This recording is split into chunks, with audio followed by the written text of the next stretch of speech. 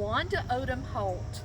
Welcome to Greeneville, Tennessee, the home of Andrew Johnson, 17th President of the United States, and the location for our National Odom Assembly in 2022.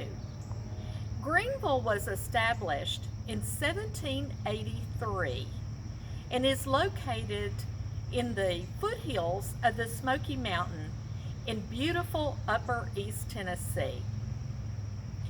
Greeneville was first settled in 1772 by settlers from North Carolina, and many people from North and South Carolina used this area as a pathway to go to the western frontier.